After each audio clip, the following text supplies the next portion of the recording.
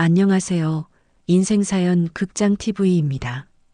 오늘도 찾아와 주셔서 감사합니다. 이야기를 시작하겠습니다. 며느리 생일날 며느리 앞에서 아들이 제 머리채를 잡았습니다. 그날 자식 버리고 피눈물로 갚아줬습니다. 저는 올해 62살의 김순애라고 합니다. 평생 아들 하나만 바라보며 살아온 평범한 어머니였습니다. 아니, 평범했다고 생각했습니다. 그 끔찍한 일이 일어나기 전까지는 말이에요.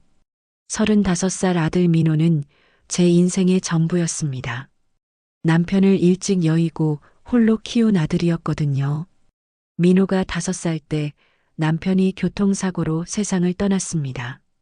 그때부터 저는 오직 아들만을 위해 살았어요. 새벽 4시에 일어나 김밥을 만들어 시장에 내다 팔고 저녁에는 식당에서 설거지를 했습니다. 손가락이 갈라지고 허리가 휘어져도 참았어요. 우리 민호만 잘 되면 된다고 생각하며 버텼습니다. 민호는 공부도 잘했고 착하기도 했어요. 대학까지 보내느라 빚을 져도 기뻤습니다. 아들이 좋은 회사에 취직하고 결혼까지 하는 걸 보며 그동안의 고생이 다 보상받는 기분이었거든요. 며느리 수진이도 처음엔 예쁘고 착해 보였습니다. 결혼 후 민호 부부는 제가 마련해준 아파트에 살았어요. 30년간 모은 전 재산 4억 원으로 산 아파트였습니다. 제 명의로 되어 있긴 했지만 아들을 위해 산 거였어요.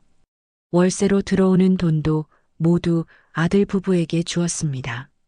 문제는 결혼 1년 후부터 시작되었어요. 수진이의 태도가 조금씩 변하기 시작했거든요. 처음에는 사소한 것들이었어요.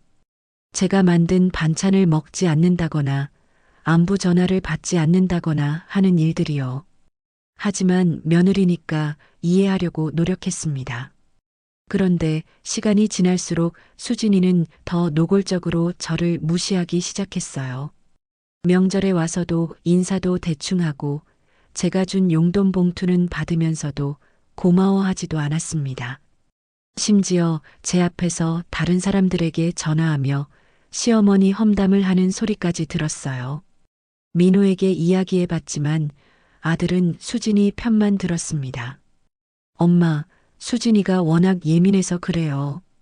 좀 이해해주세요라고 하더군요. 제 마음이 얼마나 아팠는지 모르실 거예요. 평생 저를 위해 살아준 아들이 결혼하자마자 저를 남처럼 대하기 시작했거든요. 하지만 그래도 참았습니다.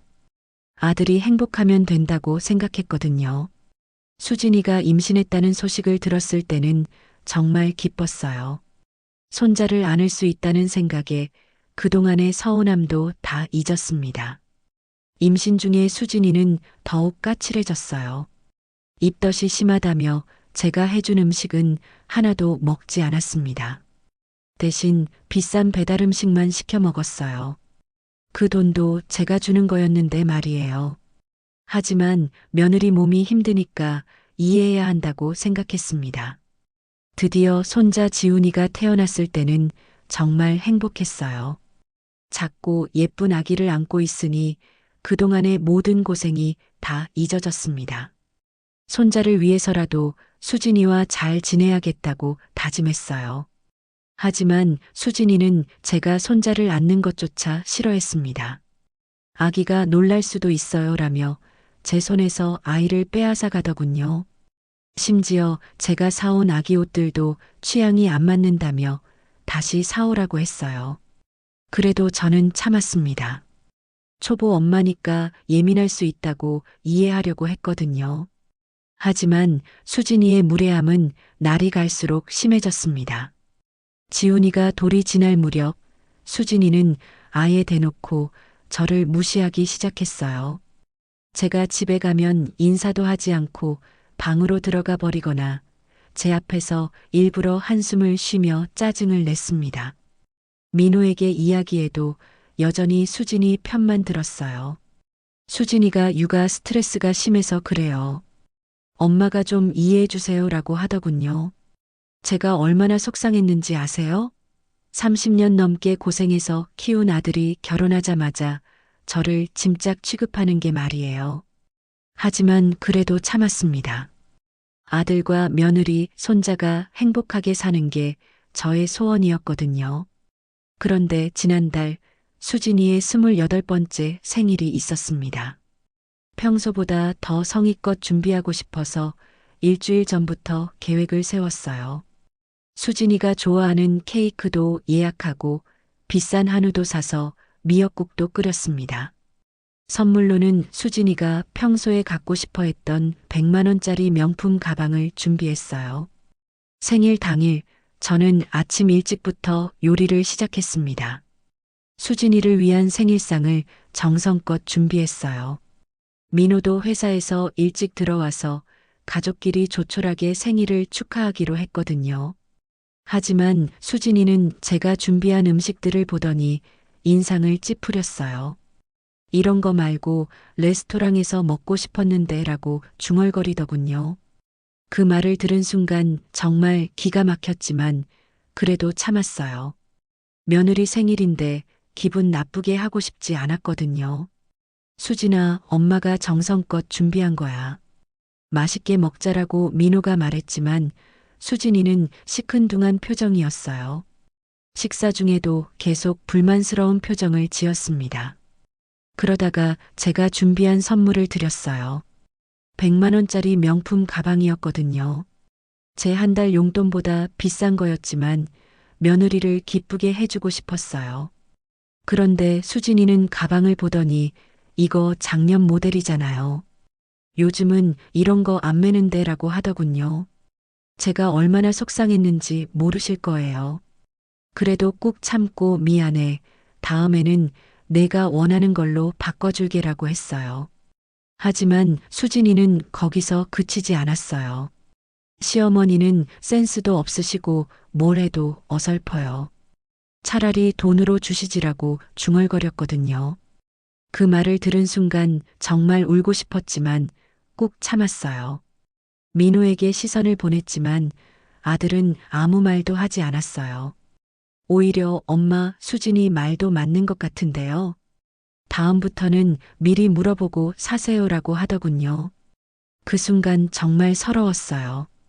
평생 아들만 바라보며 살아왔는데 결혼하자마자 며느리 편만 드는 아들이 원망스러웠습니다.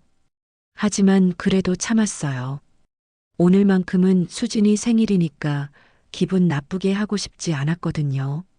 식사를 마치고 설거지를 하는데 수진이가 민호에게 이런 말을 하더군요.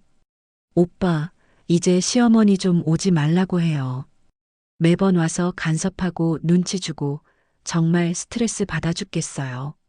그 말을 들은 순간 정말 기가 막혔어요. 제가 언제 간섭하고 눈치를 줬나요? 오히려 저는 늘 조심스럽게 행동했는데 말이에요.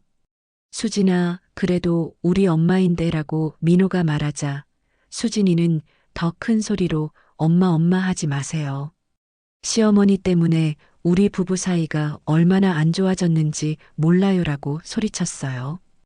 그때 제가 설거지를 멈추고 거실로 나왔어요. 수진아, 내가 뭘 잘못했니? 너희 부부 사이를 망친 게 내 탓이라고? 라고 물었죠. 수진이는 저를 노려보며 시어머니는 정말 모르세요? 매번 와서 이래라 저래라 하고 우리 살림살이에 간섭하고 저 정말 지쳤어요 라고 소리쳤어요. 간섭이라니? 나는 너희가 잘 되기를 바라는 마음에서 그런 거였는데 라고 했더니 수진이는 그런 걸 간섭이라고 하는 거예요. 저희는 시어머니 없이도 잘 살 수 있어요 라고 말했습니다. 그 순간 정말 가슴이 찢어질 것 같았어요.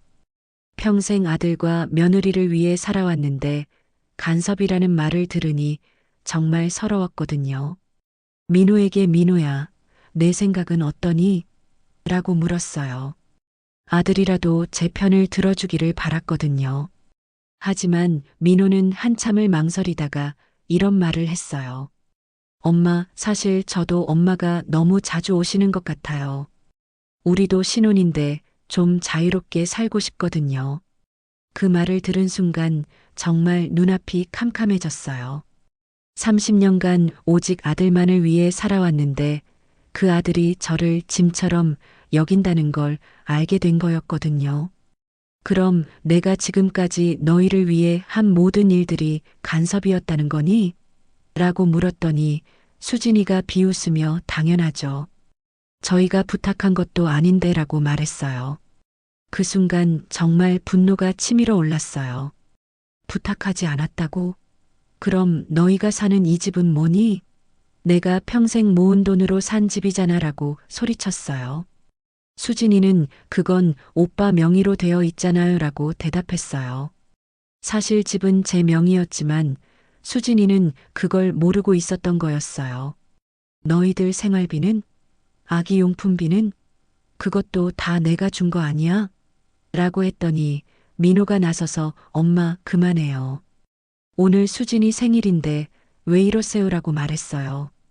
그 순간 정말 기가 막혔어요. 며느리가 저를 모욕하고 있는데 아들은 오히려 저에게 그만하라고 하는 거였거든요. 민호야, 내가 정말 내 아들 맞니?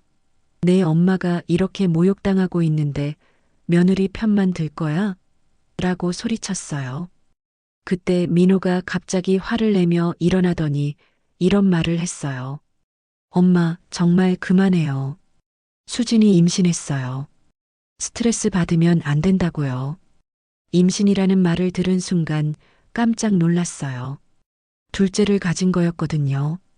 하지만 기쁘기보다는 더 화가 났어요. 임신했다고 해서 저를 이렇게 대해도 되는 건가요? 임신했다고 해서 시어머니를 이렇게 대해도 된다는 거니? 라고 물었더니 수진이가 시어머니가 스트레스를 주지 않으면 되죠라고 대답했어요. 그 순간 정말 참을 수가 없었어요. 일어나서 수진이에게 한마디 하려고 했는데 민호가 갑자기 제 앞을 가로막더니 이런 말을 했어요. 엄마, 정말 그만하세요. 수진이가 몸이 안 좋다니까요. 비켜, 민호야. 나는 며느리하고 이야기하는 거야 라고 했는데 민호는 계속 저를 막았어요. 그때 수진이가 뒤에서 시어머니, 정말 지겨워 죽겠어요. 제발 그만 좀 해요라고 소리쳤어요.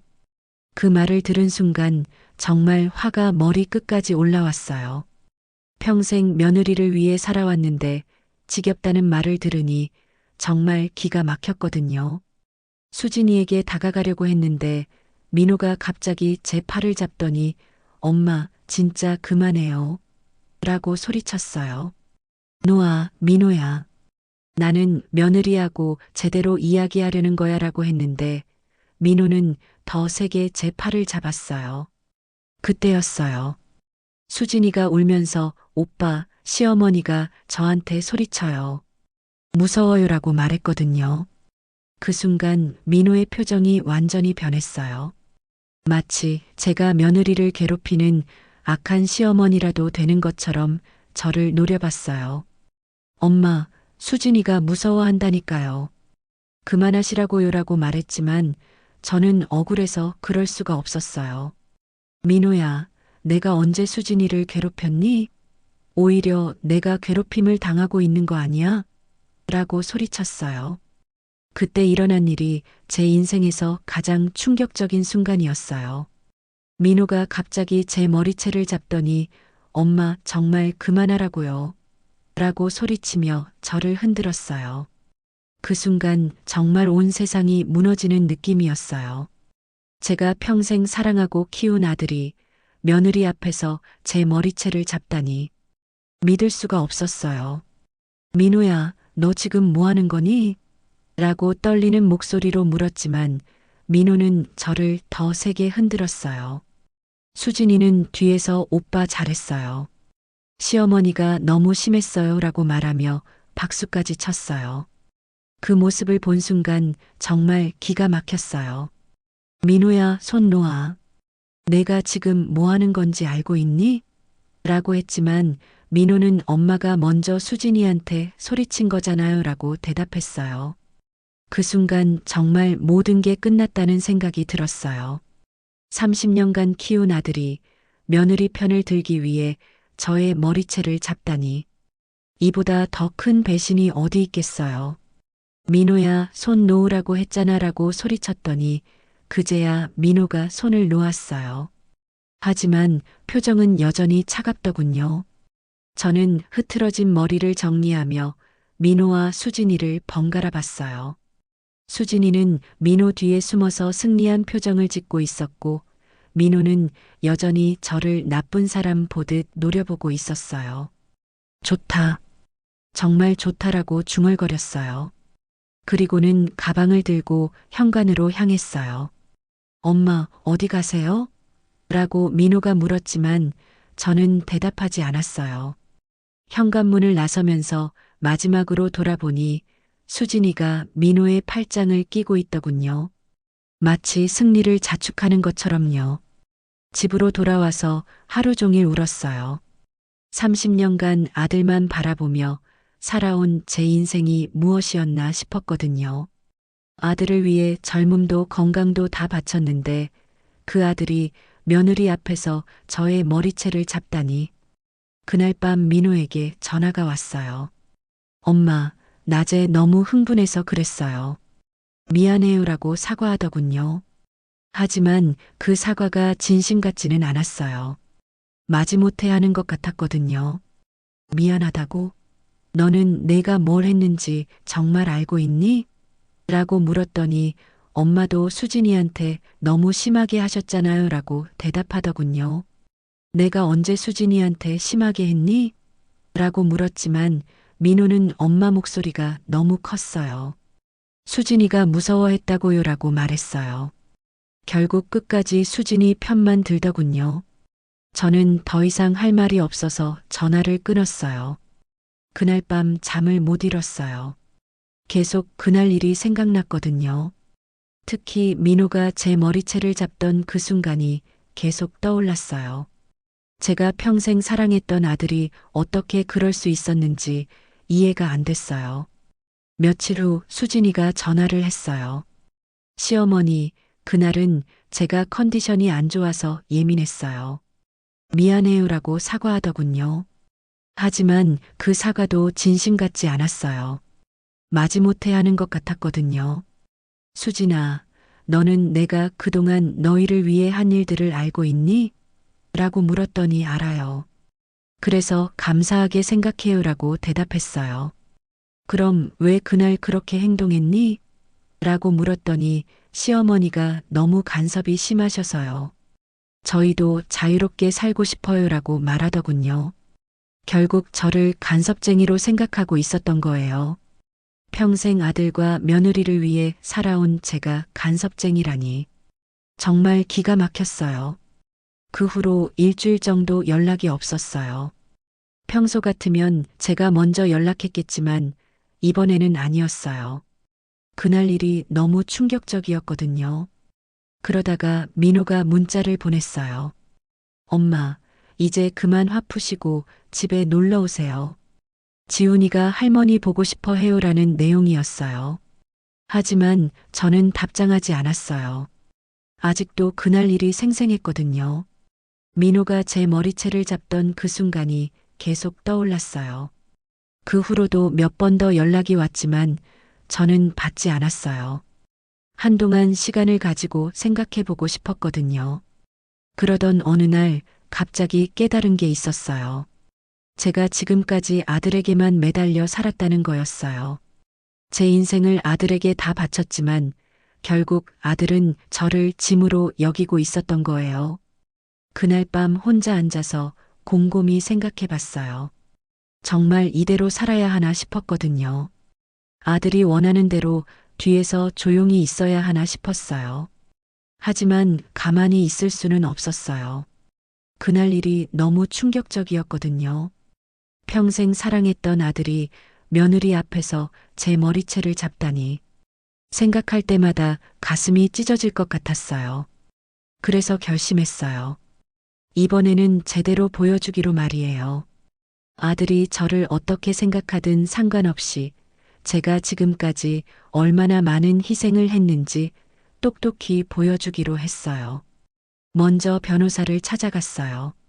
제가 아들을 위해 해준 모든 것들을 정리하고 싶었거든요.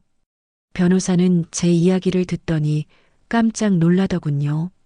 어머니, 정말 대단하시네요. 이 모든 걸 혼자서 다 하셨다고요? 라고 묻더군요. 저는 고개를 끄덕였어요. 변호사가 말하길 제가 아들에게 해준 모든 것들을 계산해 보니 정말 엄청난 액수였어요. 집값 4억 원은 물론이고 지금까지 준 생활비와 용돈, 결혼비용, 손자 양육비까지 합치면 거의 6억 원이 넘었어요. 어머니, 아드님이 정말 복이 많으시네요. 이 정도면 평생 써도 남을 돈이에요라고 변호사가 말했어요. 그때 저는 결심했어요. 아들이 정말로 저 없이도 잘 살 수 있는지 확인해 보기로 말이에요. 만약 정말로 제가 간섭쟁이라면 저 없이도 충분히 잘 살 수 있을 테니까요. 변호사와 상의해서 계획을 세웠어요. 일단 아들 부부가 살고 있는 아파트부터 정리하기로 했어요. 그 집은 제 명의였거든요. 아들은 자기 명의인 줄 알고 있었지만 실제로는 제 이름으로 되어 있었어요. 그 다음에는 제가 매달 주던 생활비도 끊기로 했어요. 월세 수입으로 들어오는 200만 원과 제 연금에서 나가는 100만 원까지 합쳐서 매달 300만 원씩 주고 있었거든요. 변호사가 정말 이렇게 하시겠어요? 한번 시작하면 되돌리기 어려울 수도 있어요 라고 말했지만 저는 이미 결심한 상태였어요. 네, 하겠어요. 내가 정말 간섭쟁이인지 아니면 고마운 존재인지 똑똑히 보여주고 싶어요라고 대답했어요. 변호사는 그럼 먼저 아드님께 마지막 기회를 주시는 게 어떨까요? 진심으로 사과하면 용서해 주시고요라고 제안했어요. 저도 그게 좋겠다고 생각했어요. 아무래도 30년간 키운 아들이니까 마지막 기회는 줘야겠다고 생각했거든요. 그래서 민호에게 전화를 했어요. 민호야, 엄마랑 한번 만나서 이야기하자라고 말했어요. 민호는 엄마 그동안 연락 안 하셔서 걱정했어요. 언제 만날까요? 라고 대답했어요. 이틀 후 동네 카페에서 만났어요. 민호는 평소와 다름없는 표정으로 와서는 엄마 그동안 왜 연락 안 하셨어요? 지훈이가 할머니 보고 싶어 했는데 라고 말했어요. 저는 직접적으로 물어봤어요. 민호야, 너는 그날 일에 대해서 어떻게 생각하니? 어떤 일요? 라고 되묻더군요. 마치 기억도 안 나는 것처럼요. 수진이 생일날 일 말이야. 내가 내 머리채를 잡은 일 말이야 라고 했더니 민호의 표정이 조금 변했어요. 아, 그 일요? 엄마, 그때는 정말 급한 상황이었잖아요. 수진이가 임신해서 스트레스 받으면 안 되는데 엄마가 너무 흥분하셔서라고 말하더군요. 결국 여전히 자기 잘못이라고 생각하지 않는 거였어요. 오히려 제가 잘못했다고 생각하고 있었던 거죠. 민호야, 너는 정말 내가 뭘 했는지 모르는 거니? 내 엄마의 머리채를 잡았다고라고 말했더니 엄마 그때는 정말 어쩔 수 없었어요. 수진이를 보호해야 했거든요라고 대답했어요. 그 말을 들은 순간 정말 기가 막혔어요. 자기 엄마보다 며느리가 더 소중하다는 뜻이었거든요. 그럼 너에게는 수진이가 나보다 더 중요한 거니? 라고 물었더니 민호가 잠시 망설이더니 엄마, 수진이는 제 아내고 아이 엄마예요. 당연히 우선순위가 있죠라고 말했어요. 그 순간 정말 모든 게 끝났다는 생각이 들었어요. 30년간 키운 아들이 며느리를 저보다 더 소중하게 여긴다니. 물론 아내가 소중한 건 당연하지만 그렇다고 해서 엄마를 그렇게 대해도 되는 건 아니잖아요. 좋다, 민호야. 너 정말 잘 생각했다라고 말하고 일어났어요. 엄마, 어디 가세요? 라고 물었지만 저는 돌아보지 않았어요. 이미 결심한 상태였거든요. 집에 돌아와서 바로 변호사에게 전화했어요. 선생님, 시작해 주세요라고 말했어요. 변호사는 정말 확실하시죠? 라고 다시 한번 확인했지만 저는 네, 확실해요라고 대답했어요. 그 다음 날부터 계획을 실행에 옮겼어요. 먼저 아들 부부가 살고 있는 아파트에 대해 조치를 취했어요. 집은 제 명의였지만 아들이 살고 있으니 법적 절차를 거쳐야 했어요. 변호사가 임대차 계약을 체결하셔야 해요. 그래야 법적으로 문제없이 처리할 수 있어요 라고 설명했어요. 그래서 민호에게 연락했어요. 민호야, 집 문제로 이야기할 게 있어서 그런데 잠깐 만날 수 있니? 라고 말했어요. 민호는 무슨 일이에요? 라고 물었지만 저는 만나서 이야기하자라고만 했어요. 이틀 후 민호가 집으로 왔어요. 평소와 다름없는 표정으로 들어와서는 엄마 무슨 일이에요? 라고 물었어요. 저는 준비해둔 서류를 꺼내며 민호야, 이거 좀 봐봐라고 말했어요. 민호가 서류를 보더니 얼굴이 하얗게 변했어요. 엄마, 이게 뭐예요? 임대차 계약서야. 너희가 살고 있는 집이 내 명의라서 정식으로 계약을 해야겠더라라고 말했어요. 집이 엄마 명의라고요? 제 명의 아니었나요? 라고 민호가 놀라며 물었어요. 아니야. 처음부터 내 명의였어. 다만 너희를 위해 산 거니까 내 집처럼 생각하라고 했던 거지라고 설명했어요. 민호는 한참 동안 말이 없더니 그럼 왜 갑자기 계약서를 쓰자는 거예요? 라고 물었어요. 너희가 자유롭게 살고 싶다고 했잖아. 그럼 이제부터는 정식으로 임대료를 내고 살아야지라고 말했어요. 임대료요? 얼마인데요? 라고 민호가 떨리는 목소리로 물었어요. 이 정도 아파트면 월 250만 원 정도가 적당할 것 같은데 라고 대답했어요. 민호는 깜짝 놀라며 250만 원이요? 그런 돈이 어디 있어요? 라고 소리쳤어요. 없으면 다른 곳으로 이사 가면 되지. 너희가 자유롭게 살고 싶다고 했잖아 라고 말했어요. 그때 민호가 엄마 정말 이러실 거예요? 저희가 뭘 잘못했다고라고 물었어요. 잘못한 게 뭐가 있겠니? 너희는 아무 잘못도 없어. 다만 이제부터는 정당한 대가를 치르고 살아야 한다는 거야 라고 대답했어요. 민호는 한참 동안 서류를 보더니 엄마 생각할 시간을 주세요 라고 말했어요. 좋아. 일주일 줄게. 그 안에 결정해서 알려줘라고 말하고 민호를 돌려보냈어요. 그날 밤 수진이한테서 전화가 왔어요. 시어머니, 정말 이러실 거예요? 저희가 어디서 그런 돈을 구해요? 라고 울면서 말하더군요. 수진아, 너희가 자유롭게 살고 싶다고 했잖아. 이제 진짜 자유롭게 살면 되는 거야 라고 대답했어요. 하지만 이건 너무하잖아요. 지금까지 가족이었는데 라고 수진이가 말했어요. 가족이라고? 가족이면 시어머니 머리채를 잡아도 되는 거니? 라고 물었더니 수진이는 말이 없더군요. 수진아, 너희가 원하는 대로 해주는 거야.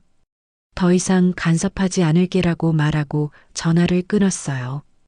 일주일 후 민호가 다시 왔어요. 이번에는 수진이도 함께 왔더군요. 둘 다 많이 초췌해 보였어요. 엄마, 저희가 잘못했어요. 용서해 주세요라고 민호가 무릎을 꿇으며 말했어요. 수진이도 옆에서 시어머니, 정말 미안해요. 제가 너무 철없었어요라고 울면서 사과했어요. 하지만 저는 마음을 바꾸지 않았어요. 미안하다고 해서 달라지는 건 없어. 이미 결정한 일이야라고 말했어요. 엄마, 정말 저희를 이렇게 버리실 거예요? 라고 민호가 울면서 물었어요. 버린다는 게 아니야. 너희가 원하는 대로 자유를 주는 거지라고 대답했어요. 그 후로도 몇 번 더 찾아와서 사과했지만 저는 마음을 바꾸지 않았어요. 그들이 진심으로 뉘우치는지 확인하고 싶었거든요. 결국 민호 부부는 집에서 나가기로 했어요. 월 250만 원을 낼 능력이 없었거든요. 민호 월급이 300만 원이었는데 거기서 임대료를 내고 나면 생활할 돈이 없었어요. 아들 부부가 이사를 나가는 날 저는 창문으로 지켜봤어요. 짐을 싸는 모습을 보니 마음이 아프긴 했지만 이미 결심한 일이었어요. 손자 지훈이가 할머니 집에서 왜 나가요? 라고 울면서 물어보는 소리가 들렸어요. 그 소리를 들으니 가슴이 찢어질 것 같았지만 참았어요. 아들 부부는 월세 50만 원짜리 원룸으로 이사했어요. 세 식구가 살기에는 너무 좁은 곳이었지만 그들의 형편으로는 그것이 최선이었어요. 그 후로 한 달 정도 연락이 없었어요. 가끔 손자 생각이 나서 연락하고 싶었지만 참았어요. 그러던 어느 날 민호에게서 전화가 왔어요. 엄마, 잠깐 만날 수 있을까요? 라고 말하더군요. 목소리가 많이 지쳐 있었어요. 이틀 후 만났는데 민호는 많이 야위어 있었어요. 엄마, 정말 힘들어요라고 말하더군요. 뭐가 힘들어? 라고 물었더니 생활비가 너무 빠듯해요. 수진이도 아기 때문에 일을 못하고 제 월급만으로는 버티기가 힘들어요라고 대답했어요. 그럼 수진이가 일을 하면 되잖아라고 말했더니 아이가 아직 어려서 어린이집에 맡기기도 그렇고 수진이가 임신해서 몸도 안 좋아요라고 말했어요. 그럼 내가 부업을 하든지 해야지라고 말했더니 벌써 하고 있어요. 퇴근 후에 배달 알바도 하고 있어요라고 대답하더군요. 민호의 모습을 보니 정말 많이 고생하고 있다는 게 느껴졌어요. 하지만 아직은 더 지켜보고 싶었어요. 정말로 변했는지 확인하고 싶었거든요. 민호야, 그래도 너희가 원하던 자유로운 생활을 하고 있잖아 라고 말했더니 민호가 고개를 숙이며 엄마, 제가 정말 잘못했어요 라고 말했어요. 뭘 잘못했는데? 라고 물었더니 엄마를 당연하게 생각했어요. 엄마가 해주신 모든 일들을 당연한 거라고 생각했어요 라고 대답했어요. 그 말을 들으니 조금은 마음이 누그러졌지만 아직은 더 지켜봐야겠다고 생각했어요. 그 후로도 가끔씩 만났는데 민호는 점점 더 지쳐 보였어요.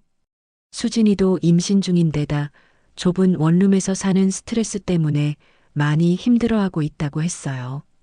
어느 날 민호가 엄마, 수진이가 유산 위험이 있다고 해요라고 울면서 말했어요. 스트레스 때문에 몸이 안 좋아졌다는 거였어요. 그 말을 들은 순간 가슴이 덜컥했어요. 아무리 미웠지만 손자, 손녀가 될 아이였거든요. 병원에는 갔니? 라고 물었더니 갔는데 입원을 해야 한다고 해요. 하지만 입원비가 없어요라고 말하더군요. 그 순간 정말 고민이 됐어요. 도와줘야 하나 말아야 하나 싶었거든요. 하지만 결국 견딜 수가 없었어요. 얼마나 필요해? 라고 물었더니 200만 원 정도요라고 대답했어요. 저는 그 자리에서 돈을 줬어요. 수진이 몸부터 추스르고 나중에 갚으면 되라고 말했어요. 민호는 울면서 엄마 감사해요. 정말 감사해요라고 말했어요. 그 모습을 보니 정말 많이 변한 것 같았어요. 수진이는 무사히 입원 치료를 받고 몸을 회복했어요. 그 후로 민호가 더 자주 연락을 하기 시작했어요. 안부를 묻거나 지훈이 이야기를 해주곤 했어요. 어느 날 민호가 엄마, 지훈이가 할머니 보고 싶어 해요. 한번 만나주실 수 있을까요? 라고 부탁했어요. 저도 손자가 보고 싶었던 터라 만나기로 했어요. 동네 공원에서 만났는데 지훈이는 저를 보자마자 달려와서 안겼어요. 할머니, 보고 싶었어요 라고 말하는 지훈이를 안고 있으니 그동안의 서운함이 다 잊어졌어요. 민호는 옆에서 엄마 정말 죄송해요. 그동안 너무 철없었어요 라고 계속 사과했어요. 그날 이후로 가끔씩 손자를 만나기 시작했어요. 민호도 예전과는 완전히 달라져 있었어요. 더 이상 저를 당연하게 여기지 않았고 항상 고마워했어요. 어느 날 민호가 엄마, 수진이가 엄마께 직접 사과하고 싶어 해요라고 말했어요. 수진이도 많이 반성하고 있다는 거였어요. 일주일 후 수진이가 직접 찾아왔어요. 많이 야위어진 모습으로 무릎을 꿇고 사과했어요. 시어머니, 정말 죄송해요. 제가 너무 철없었어요. 시어머니가 저희를 위해 얼마나 많은 희생을 하셨는지 이제야 알겠어요 라고 울면서 말했어요. 수진아, 일어나라고 말하며 수진이를 일으켜 세웠어요. 그리고는 그동안 많이 힘들었지? 라고 물었어요. 수진이는 네, 정말 힘들었어요. 하지만 그 덕분에 시어머니의 소중함을 알게 됐어요 라고 대답했어요. 그 후로 수진이는 완전히 달라졌어요. 저에게 항상 고마워했고 존댓말도 정중하게 했어요. 더 이상 저를 간섭쟁이라고 생각하지 않았어요. 민호도 마찬가지였어요. 예전처럼 저를 당연하게 여기지 않았고 작은 것 하나라도 항상 감사해 했어요. 그렇게 6개월 정도 지났을 때 민호가 제안을 했어요. 엄마, 저희가 다시 함께 살면 안 될까요? 라고 말이에요.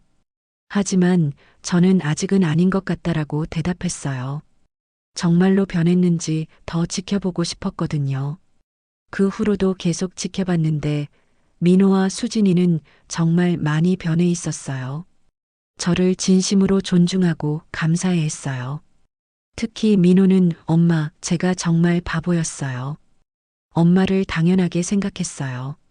이제는 절대 그러지 않을게요라고 계속 말했어요. 그리고 수진이의 둘째 아이가 태어났어요. 이번에는 딸이었는데 정말 예쁘더군요. 수진이는 저에게 시어머니, 아이 이름을 지어주세요라고 부탁했어요. 저는 지은이라고 이름을 지어줬어요. 지혜롭고 은혜로운 아이가 되라는 뜻이었거든요. 수진이는 정말 기뻐하며 좋은 이름 지어주셔서 감사해요라고 말했어요. 그렇게 1년이 더 지나자 저도 이제는 정말 변했다는 확신이 들었어요. 민호와 수진이 모두 예전과는 완전히 달라져 있었거든요. 그래서 결국 다시 함께 살기로 했어요. 이번에는 조건이 있었어요. 서로를 존중하며 살자는 거였어요. 민호와 수진이는 정말 기뻐했어요.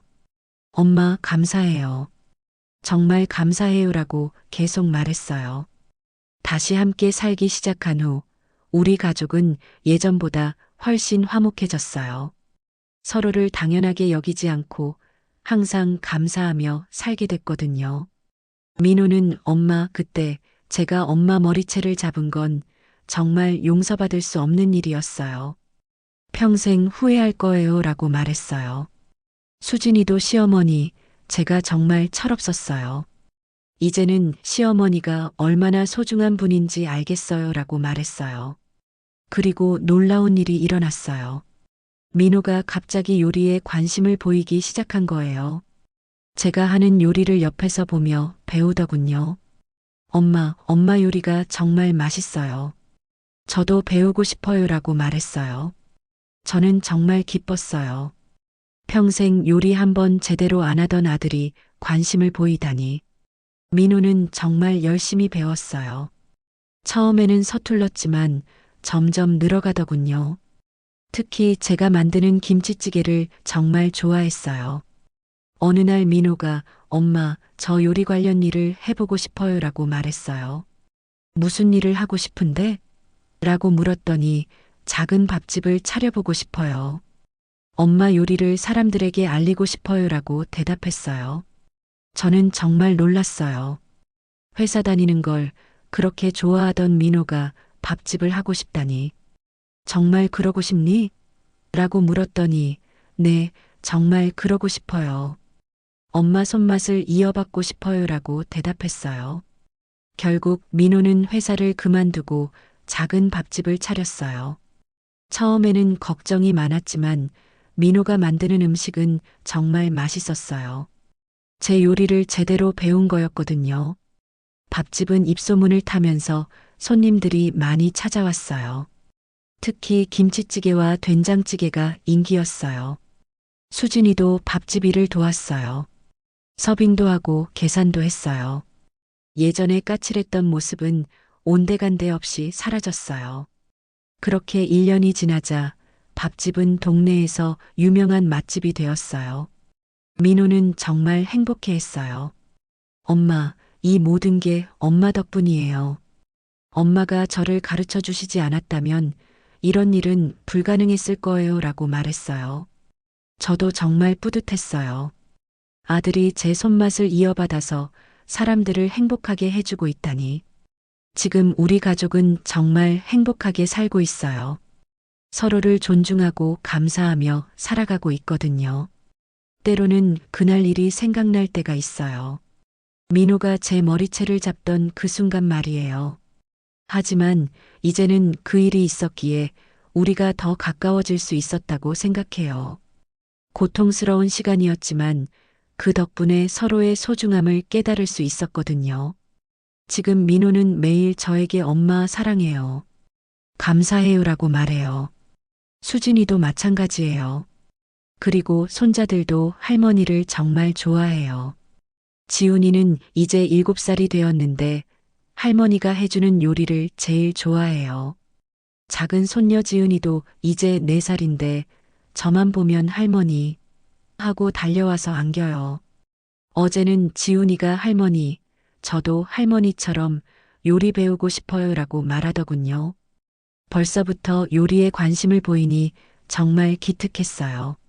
민호의 밥집은 이제 동네에서 제일 유명한 곳이 되었어요. 손님들이 줄을 서서 기다릴 정도예요. 민호는 매일 새벽 5시에 일어나서 준비를 시작해요. 정말 열심히 하는 모습을 보면 대견스러워요. 수진이도 완전히 달라졌어요. 이제는 저에게 먼저 안부를 묻고 제가 몸이 안 좋으면 정말 걱정해요. 얼마 전에는 제가 감기에 걸렸을 때 직접 죽을 끓여서 가져다 줬어요. 시어머니, 이거 드시고 얼른 나으세요라고 말하는 수진이를 보니 정말 예전과는 다른 사람 같았어요. 가끔 민호가 그래요. 엄마, 그때 일이 없었다면 저는 평생 철없는 아들로 살았을 거예요.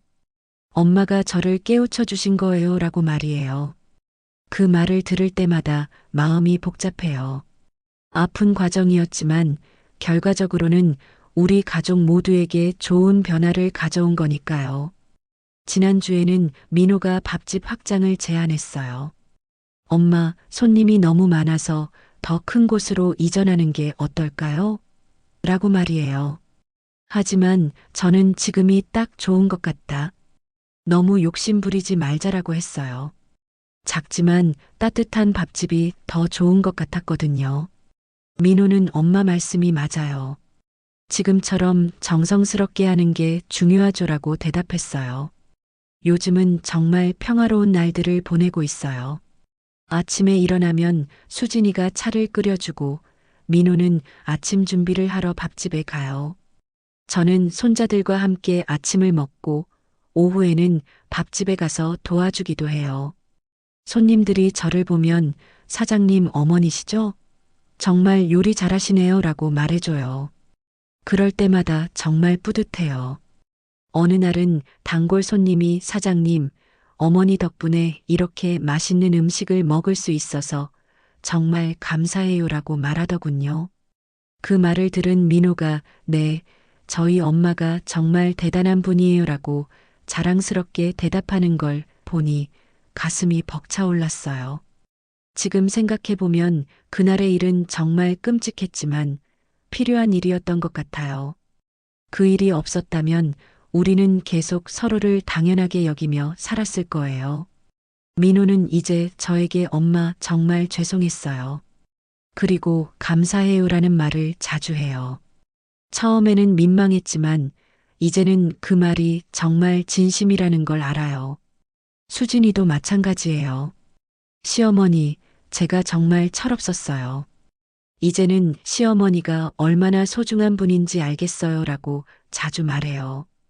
그리고 무엇보다 좋은 건 이제 우리 가족이 정말 솔직하게 대화한다는 거예요. 예전에는 서로 눈치를 보며 살았는데 이제는 무엇이든 편하게 이야기할 수 있어요. 얼마 전에는 수진이가 시어머니, 솔직히 처음에는 시어머니가 부담스러웠어요.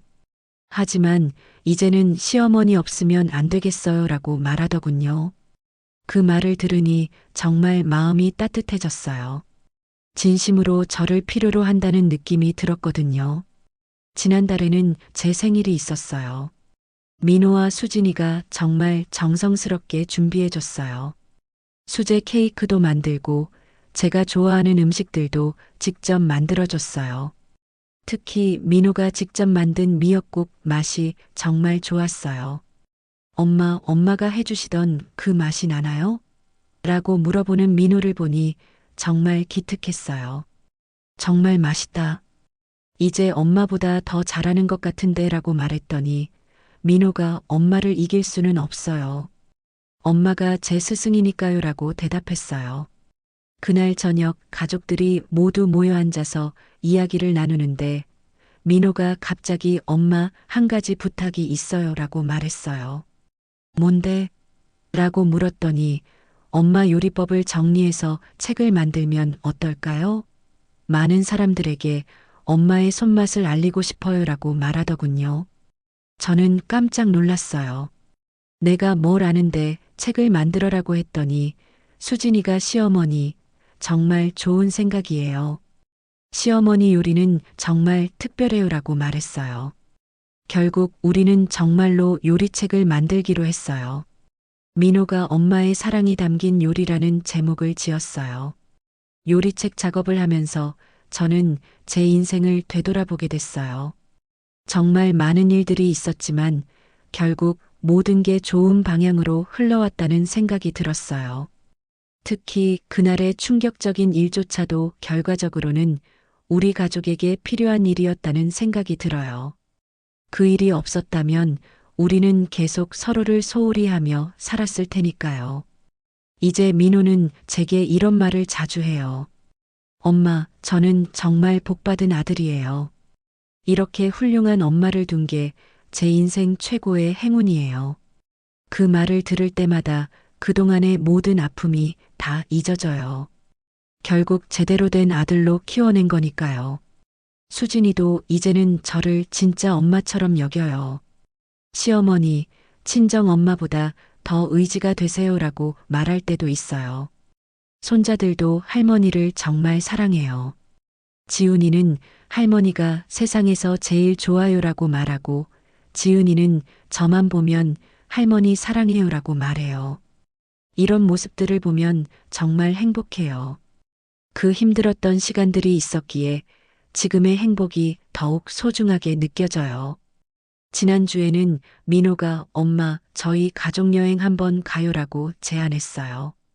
오랜만에 가족 모두가 함께 여행을 가자는 거였어요. 어디로 갈 건데?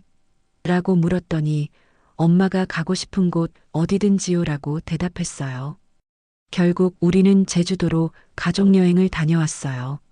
정말 오랜만에 가족 모두가 함께 시간을 보냈는데 너무나 행복했어요. 여행지에서 민호가 저에게 엄마 정말 고생 많으셨어요. 이제부터는 제가 엄마를 모시며 살겠어요 라고 말했어요. 그 말을 들으니 정말 눈물이 났어요. 이제야 진짜 아들을 되찾은 기분이었거든요.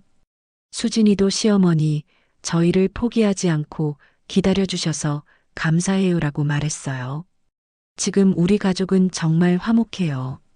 서로를 존중하고 사랑하며 살아가고 있어요. 그 아픈 과정이 있었기에 지금의 행복이 더욱 값진 것 같아요. 앞으로도 우리는 이렇게 서로를 아끼며 살아갈 거예요. 다시는 서로를 당연하게 여기지 않고 항상 감사하며 살겠어요. 제 이야기가 누군가에게 도움이 되었으면 좋겠어요. 때로는 아픈 시간도 필요하다는 걸, 그리고 진정한 사랑은 시련을 통해 더욱 깊어진다는 걸 알아주셨으면 해요. 지금도 민호는 매일 밥집에서 열심히 일하고 있어요. 그리고 저녁에 집에 돌아오면 엄마 오늘도 감사했어요 라고 말해요. 그 한마디가 저에게는 세상에서 가장 큰 기쁨이에요. 수진이도 이제는 정말 착한 며느리가 되었어요. 제가 몸이 조금이라도 안 좋으면 정말 걱정해주고 항상 저를 먼저 생각해줘요. 손자들과 보내는 시간도 정말 행복해요. 지훈이와 지은이가 할머니 사랑해요라고 말할 때마다 가슴이 뭉클해져요. 이제 저는 정말 행복한 할머니가 되었어요. 그 힘들었던 시간들이 있었기에 지금의 행복이 더욱 소중해요. 여러분도 힘든 시간이 있다면 포기하지 마세요. 분명히 더 좋은 날이 올 거예요. 그리고 진정한 사랑은 시련을 통해 더욱 단단해진다는 걸 기억해 주세요. 오늘도 저희 인생사연 극장TV를 시청해 주셔서 감사합니다. 다음에도 더 좋은 이야기로 찾아뵙겠습니다. 감사합니다.